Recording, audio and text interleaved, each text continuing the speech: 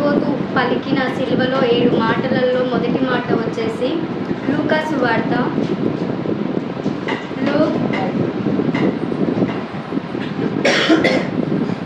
23వ అధ్యాయం 34వ వచనం.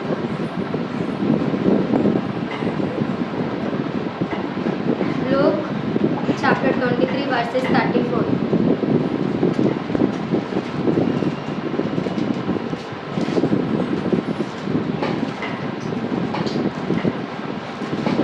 తండ్రి వీరేమి చేయుచున్నారో వీరు ఎరుగరు కనుక వీరిని క్షమించమని చెప్పాను.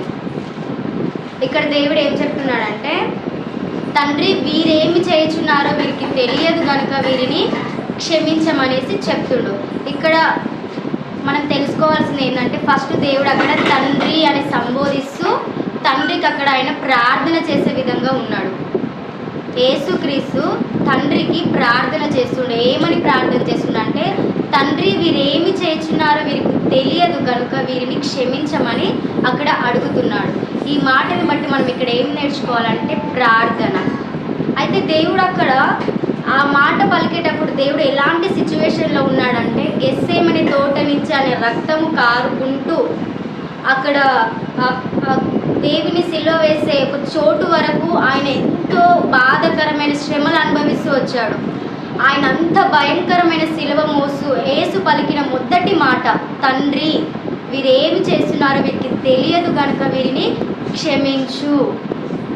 ఆ సిచ్యువేషన్ ఏ విధంగా ఉందంటే, అక్కడ దేవుని కొట్టిర్రు, ఆ గుద్దిర్రు, ముందు నుంచి ఒకరు వెనుక నుంచి ఒకరు తన్నీరు, ఆయన ముఖం మీద ఉమ్మి వేసి, అలాంటి వాళ్ళ కోసం దేవుడు అక్కడ ప్రార్థన చేస్తుండు. తండ్రి వీరేం చేస్తున్నారు వీరికి తెలియదు, ఎందుకంటే వీరు లోకంలో ఏకమై ఉన్నవారు కాబట్టి వీరిని క్షమించండి అని దేవుని వాక్యం ఇక్కడ సెలవిస్తుంది.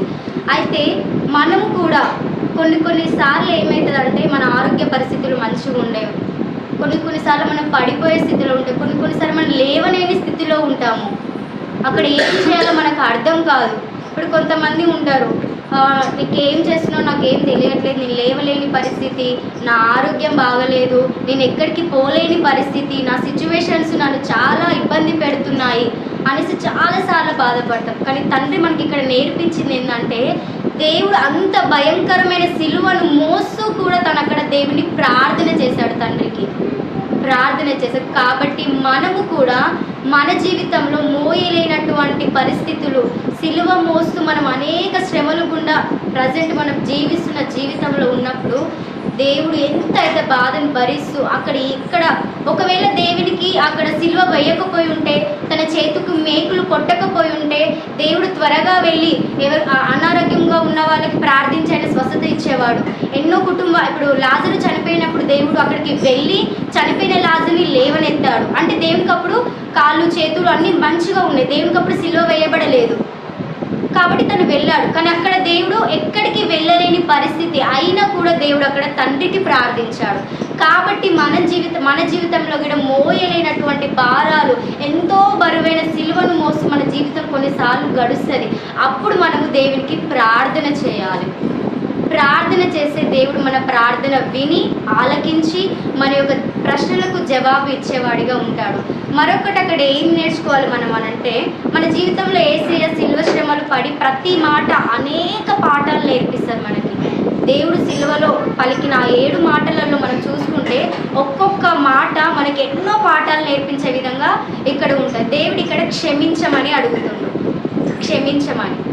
అయితే ఇప్పుడు మనం ఈ లోకంలో మనకు దొరకంది ఏంటిది? మన జీవితం ఇప్పుడు ప్రజెంట్ ఉన్న మన ఈ కాలంలో మనకు అన్నీ దొరుకుతాయి, ఒక క్షమాపణ తప్ప.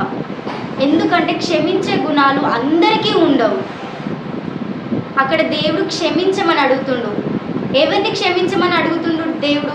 తనను ప్రేమించిన వారిని, తన ప్రేమించిన వాళ్ళు ఎవరైనా హర్ట్ చేస్తే వాళ్ళ గురించి మనం అడుగుతాము.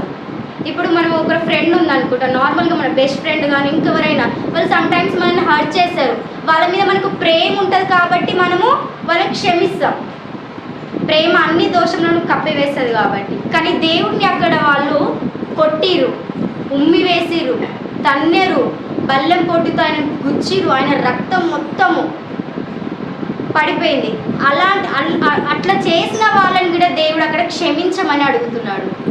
అలా చేసిన వాళ్ళు, ఆయన బాధ పెట్టిన వాళ్ళని, ఆయన కించపరిచిన వాళ్ళని నువ్వు యేసు అని చెప్తున్నావే, నీ దేవుడు వచ్చి ఇప్పుడు దేవుడు వచ్చి ఇప్పుడు నేను కాపాడమని చెప్పు అని ఆయనను అప్పుల పాలు చేసిన వాళ్ళ కొరకు ఆయనని క్షమించమని ప్రార్థన చేస్తున్నాడు దేవుడు అక్కడ.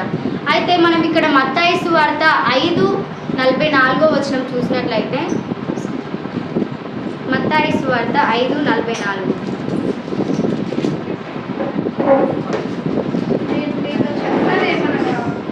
మీరు పరలోకమందున మీ తండ్రికి కుమార్తె ఉన్నట్టు మీ శత్రువులను ప్రేమించుడి, మిమ్మల్ని హింసించు వారి కొరకు ప్రార్థన చేయండి.